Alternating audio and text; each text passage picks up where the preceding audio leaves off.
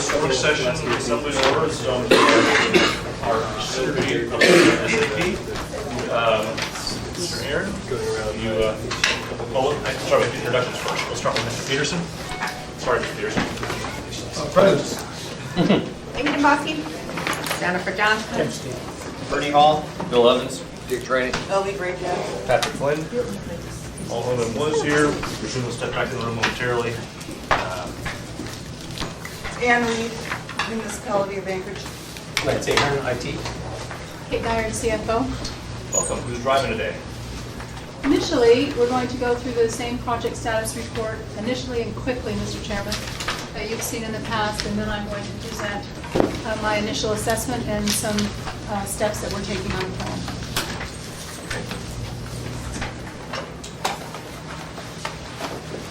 So this is a slide that most of you are used to looking at.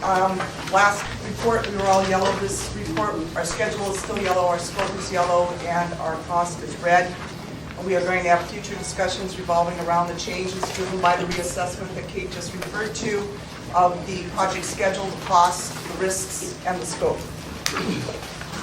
This is where we sit as of yesterday for the appropriated amount and the actuals that have been spent for the project.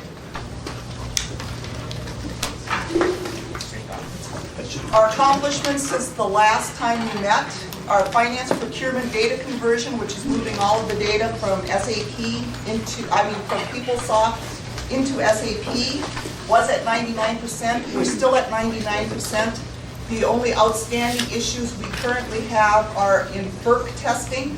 We have identified the areas that we need to test. We have to create an environment to do that, to get it tested appropriately, and those steps are being taken and we're moving forward. That's cycle 1. Cycle 2 is sitting at 52%. It was at 18%, so we're over half finished with cycle 2. We will then again, once we finish cycle 1 with FERC testing, do that again in cycle 2. Our organizational change management, our super user training program launched in August. We actually have 2 or 3 training sessions going on today currently. Our dashboards are being updated and reviewed by the Senior Leadership Committee. On our employee relations payroll activities, we are still in finalizing the resolution and testing of the identified design issues that were mentioned in August. Our parallel payroll testing periods have been determined to be pay periods 20 and 21. We are currently in pay period 20. It started September 1st and it terminates on the 14th with an execution of being paid at the end of next week. So it actually won't finalize until Tuesday. We will be extracting all of those files at that point in time for use inside of SAP, and then the pay period immediately following that will be the second one. We plan on starting parallel payroll testing in January. Our project status, our month-end, year-end integration testing, which I had mentioned, is off track. We had planned on being completed by this point in time. We are in the middle of doing FERC testing. That does require a new environment in order to have the proper transactions in it to get it tested properly. So that's a number of additional steps that need to be done. Our payroll integration testing, again, as mentioned before, is still in the design, and we are doing regression testing on the design implementations for those 5 design issues. Our data conversion, we have cycle 1 at 100 and cycle 2 at 52. Our second sheet, we are on track for stress and volume testing. The rest of it has not been started. Project risk summary, we had 1 risk that actually reduced on our MA Municipality of Anchorage Kronos. We have moved it from a 9 to a 6. Everything else is the same as you saw in August. Our progress is continuing, however not at the pace required to meet the project schedule, and Kate is going to be reviewing the options and will be leading the future discussions.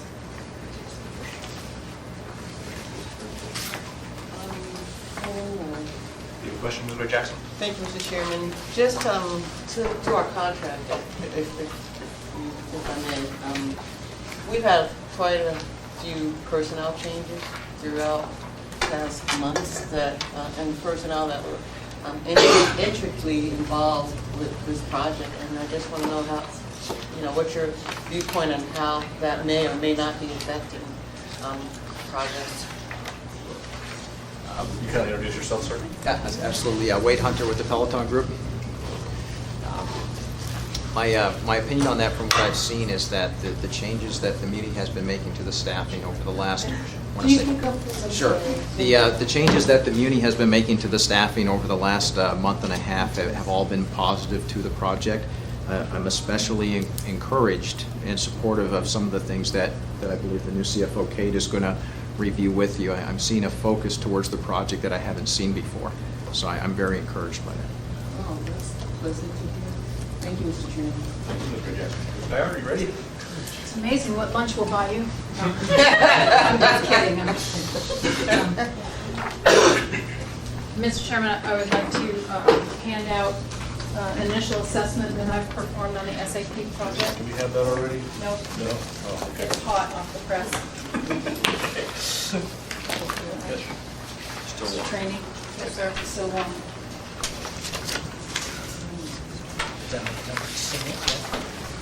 I've seen it, I wrote it, but I may have just finished writing it, I'll admit that.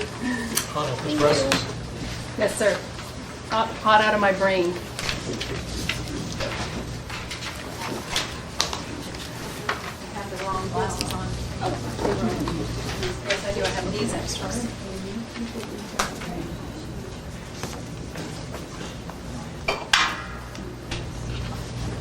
Okay. So, I just want to introduce you to the documents that you have before you. The first is the SAP Restructure Initial Assessment of the CFO. The second is an SAP Restructure Plan. Looks like this. And the third is a tool that I'm recommending to the Muni for tracking progress on this implementation. So the first is an initial assessment that I wrote to help you understand what I've seen on the SAP implementation in the, I guess this is the 4th week that I've been here. What I was charged with was looking at the SAP implementation, doing a scrub, and making an analysis, and then doing whatever it takes to get it on track. So I put this in writing this morning so that you could have a sense of what I've seen, because I sense that you have also seen this from afar. And I have identified problems and what I intend to implement as solutions under the initial assessment area. And you'll see this has for CFO draft on it because it did come out of this morning. So I'm just going to go quickly over the problems that I've identified with you and then ask if you have any questions, if that's all right, Mr. Chairman. Please. Okay. The lighting is not particularly good. The first problem that I observed when I came here immediately, I mean, just, and these are all empirical because I haven't had time to look at a whole lot of data, but empirically I observed that there are total insufficient project management tools in place to capture, track, and follow changes that occur in the implementation. So to describe that, there's thousands of steps and thousands of tasks associated with implementing a system this large. And those tasks are currently captured on a plan, but then they're entered into various Excel spreadsheets. And the communication mechanism used for this is Internet Outlook. So people communicate by email about what's happening, but that's not captured anywhere. All those emails are not captured. Someone has like 22,000 emails currently resolved around the SAP program, and she doesn't want to delete those files because that's the history of SAP. That is not standard project management that you would want on a project this large. So because I come from RDI, I come from the Muni and then the Regulatory Commission and then RDI for a couple of years. RDI is a system developer in Anchorage. I became quite familiar with their tool, which is homegrown, sophisticated, and has been used by them for 20 years. So I asked the implementation team to look at that tool and see if it could be used for the Muni. Number one reason I thought that would be helpful is because RDI said they would give it to us for free. So they would give us the code and they would allow us to put it on our system for free. Now, that means no licensing and you can use it however you want. They would be an implementation charge because we have to load data, we have to configure it, and I've designed it in this document using Project Track for SAP, which is the way that I think it needs to be designed for the Muni. But all of that is an idea, and it will all come to you in good time in terms of your approvals and how we're going to do it, and whether MOA is going to implement it or RDI or how that's going to work out. This is my recommendation of a fast tool we could get into place. And we need this tool. This tool will, communication about each task should have not only an audit trail behind it, so you can see how the task is progressing on a task basis, but it should also have an ability to communicate outward and inward. RDI's track system is cool because you can write an email and it will load into the track system. So someone says, this isn't working, and it'll feed into the project track under the proper task. And then the guy looks at it and says, hey, sends back an email, I think it's working just fine. And that also loads in automatically. So in and out email correspondence goes in and out of that project track tool. So you've all of a sudden captured the history of what's going on at a task level, at the 1,000 level. So that's the system that I would recommend, or any system that you need to make a database for your changes. You have not got that now. That was item number 1. So I've made that assessment, I made the recommendation, I've drafted the document, and then we'll move forward with the approval process and as we go forward. The second problem that was abundantly clear is that on the MOA side, project management staff is virtually non-existent. So in a traditional implementation, you would have what they call team leads here, people that are responsible for modules and people that are testing and looking at modules, but over that you'd have supervision. I would describe this project right now as the mayor and all the people that work for the mayor with no really supervision in the middle layers. So I've put together another document called the SAP Restructure, and I have added layers of management. Part of what you've heard many, many times is that resourcing is a problem. Resourcing is a problem. And the external consultants, including Peloton, I've heard over the several times they've met with you, is that resourcing is an issue. But there's, you don't have any management or supervisory management that are tasked with achieving individual objectives. That burden of management is down at also in the layer where they're trying to get the work done. So you really need a whole layer of management over particular modules. So this is my recommendation, and I've laid out how if you open this and look at the different pages, there's one with color. I know it's more expensive to print in color, but I wanted you to see where I recommend management levels.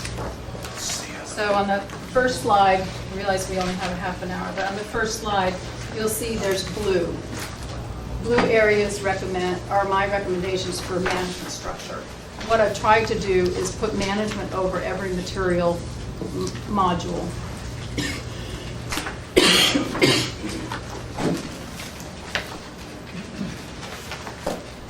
So management means accountability for time, accountability for movement forward, accountability for staff time, and this project to move forward at the speed that it needs to move forward needs that layer of management. That would be my recommendation.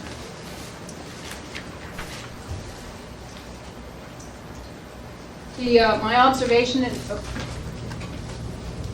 I would do that. okay, My next problem is, my observation is that the PMO, the big cheese, Ann, had no real authority. She had no real authority over the personnel that were working underneath her. The consultants did not work for the PMO, and yet we hold the PMO responsible for the implementation of this enormous task. So in the restructure, you'll see that the big cheese is the big cheese. She's at the top of the wagon. Her name is Ann Reed. And that means that she has all the authority to direct the middle layer of staff. They will report to her. The contractor will report to her. There will be no more contractor reporting to the IT director, contractor reporting to the sponsor, the contractor reports to the PMO. And she has the full authority to say this staff can go back and work at MAOA operations, or this staff must stay here today. So we have to document that, but that's, I say it strongly, but really it's my recommendation. The next problem I identified is that the MOA controller has been left out of the decision-making process. Probably, very likely, because you've had high turnover in your controllers. They have a good one now, and I recommend that he be inserted. And so as a result of that, we created, if you look at the restructure, an SAP functional steering committee. The controllers of the utilities and the CFO and the MOA controller, these are the people who are responsible for putting together the audited financial statements and the use and the functionality in this system. The controllers have to be in charge. They have to be. And they'll make decisions such as how we design the system. There is a decision that was made that we wouldn't bring in like project data from, I guess they call it inception to date project data, that we would only bring over like year-end project data. So if someone wanted to research what happened in the prior year on this ongoing project, which goes on for 5, they have to go somewhere else to look at that. The controllers would never have made that judgment and that decision, and they would have argued vehemently against it. So we aren't going to be doing that, hopefully, and we will put the functional executives in charge of the system design. Those functional executives will then take material scope changes to the executive committee. So only the stuff that, like say, for example, we're not going to do this module, and here's why. The decision not to do the module will be at the functional level, but the ultimate decision of whether you will do the module or not will come to the executive committee. I'm going to rush you. I have a couple questions, so if you can finish in about 5 minutes and leave a little time, would be great. Okay.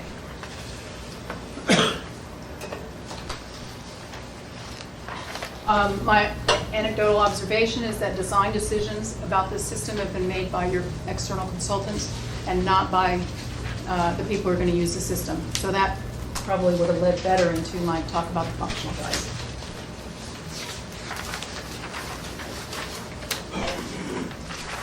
There is a prevalence of fear throughout this project. There's fear everywhere. And I want you to be aware that fear is devastating to the success of this project. So there's fear of failure at every level. There are feelings of failure by the people working on this. And there's a lack of recognition of the effort put forward, a perception that no one appreciates what they've done. Now this is, I'm talking about the MOA staff, because what the contractors feel, I don't really care. But the fear that's prevalent in this is due in part because I believe that there's not a wholehearted support to go forward on SAP. So, in my opinion, and you're the policymakers, you're either in or you're out. And you have got to make that decision in order for this thing to have the power that it needs to push through. Now, I'm not asking you to make that decision today, because clearly you need more than initial analysis. You need a scrub that the mayor has asked me to do, and this is preliminary. I've got till, I think, like the first part of November to finish the scrub. I think he said 60 days. So A lot more work has to be done, but we have to, at that point, we have to decide, are we in or are we out? And if we're in, we have to get in, and we have to go all the way up over our heads with being in. And that's your decision, I'll do whatever you want, but we have to make that decision affirmatively. I think that and the tools that we're putting in place and the management we're going to put over them and the restructuring will help alleviate the fear. But really, more than anything else, it's got to come from you guys. So the last thing, I know I only have a couple minutes left. I have a personal concern about whether this system could calculate payroll. I'm very concerned about the complexity of our payroll calculations. And then we have added Kronos on top of that. So I was able to get to the Executive Vice President of SAP America.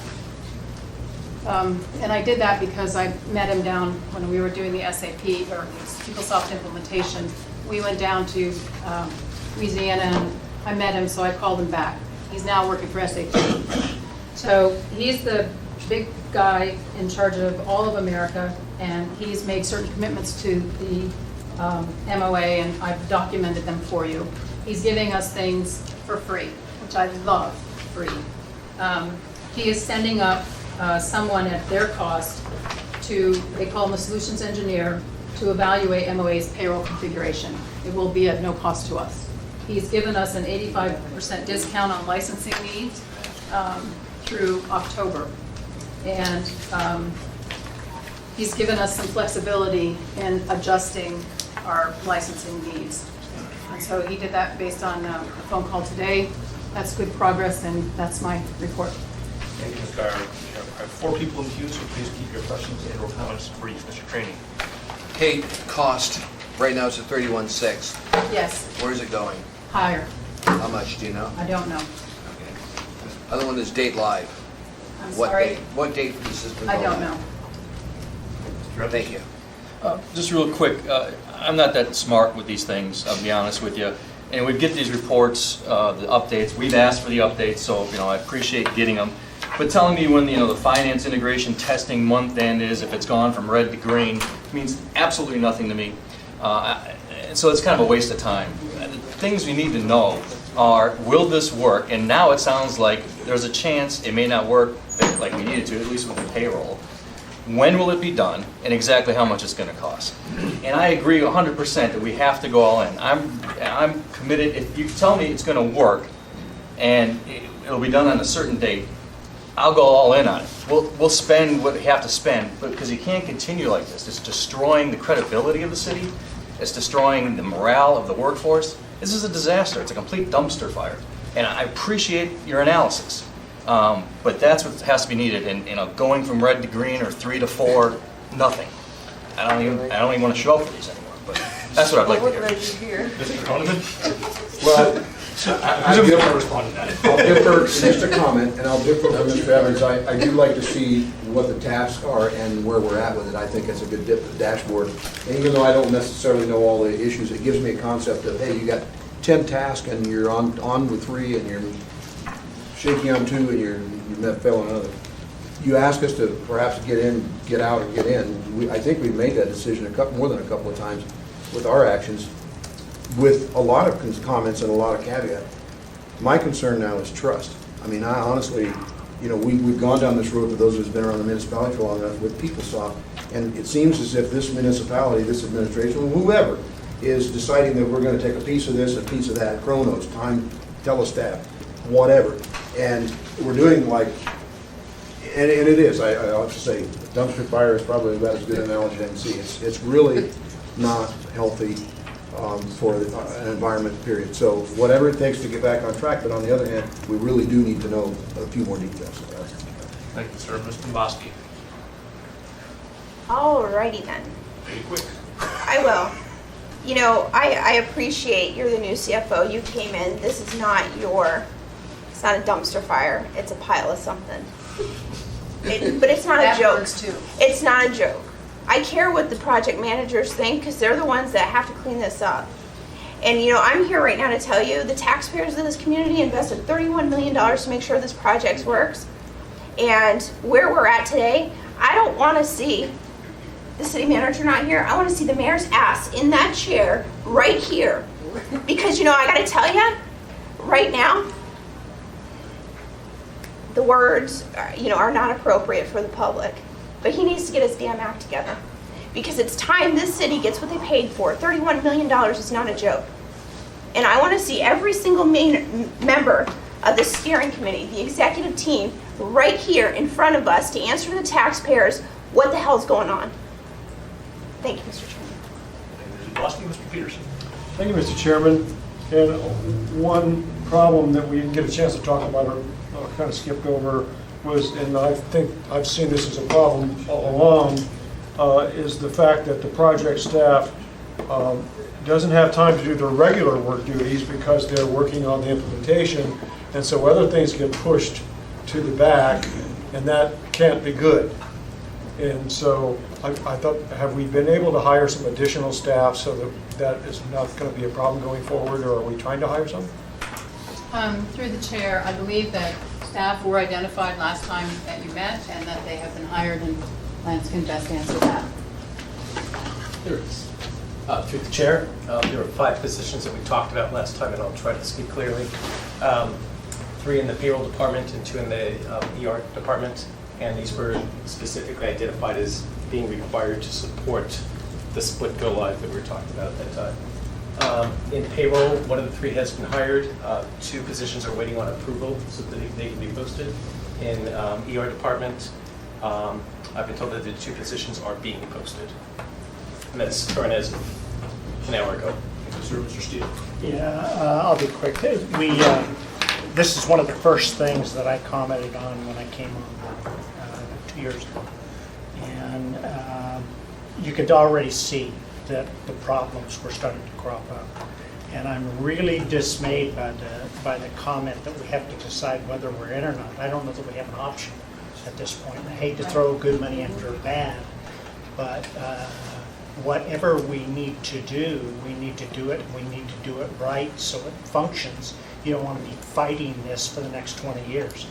And so it's got to work. It's got to work right. And I appreciate your efforts so far, and we need to get on. Mr. Hall. Where would we be today if we never started SAP?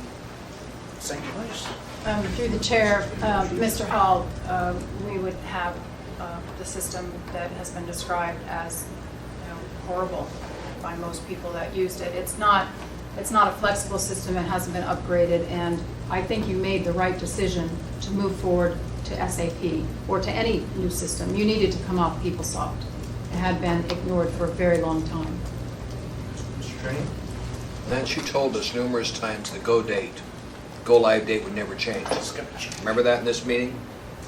Now we're hearing that it's not going to be go live on that date. We don't know when. As IT director, you've got to get the date and keep to it, sir. Ms. Reed Jackson. Thank you, Mr. Chairman. Gotta give them the resources. I think Ms. Dombowski handled my system. So, but anyway, thank you, Ms. Dombowski. But, and Ms. Gerard, I always pronounce your name. You may I'm pronounce so it sorry. anyway. Oh, okay, but anyway, and you talked about PeopleSoft and Mr. Evans, I think, no, Mr. Hall is late, asked where would we be if we hadn't gone to SAP, okay, but I have to say that, because, one of the issues with PeopleSoft was that we never updated it. I'm sorry? One of the issues with PeopleSoft Yes, is ma'am. that we didn't update Through the it. chair, yes, ma'am. Yeah, and so, and I wanted everybody to know that was one of the big issues, we never updated it, but, that's beside the point, I guess, now. But then you talked about the vice president, I think, from SAP, in your conversation with him, I think it was him, and the fact that he's going to do all of this for us and some things for free. Do you have it in writing? Well, as through the chair, the conversation happened this morning, and Tim, the salesperson, is here, and it's his job to get it in writing. So we will deliver it to you right. Excellent, I appreciate commit that. to that for SAP? Yes, so the issues that you mentioned, the first one, as far as getting a solution engineer involved, that's a team that supports our sales organization. We never charge for their services. We don't even have a mechanism to charge for their services. So if we, and that's a team that the vice president and myself can control. So yes to that one, we can get that in writing. Second, the 85% discount on new software that would be needed for your go live. I think we already have that in writing. What's in writing is it's subject to final approval, which we're working on getting this week. But we have we have a structure put together that would allow you to acquire new software at an 85% discount that's in writing, and we'll be finalizing a new version of that, which will also be in writing probably by Monday. Thank you. Just let me follow up one more comment, Mr. Chairman. I think there's a new plan in place, and I think that our next update needs to be longer than half an hour. So I just wanted to put folks on notice. Okay. All right. Thank you, Mr. Chairman. With that, we are adjourned.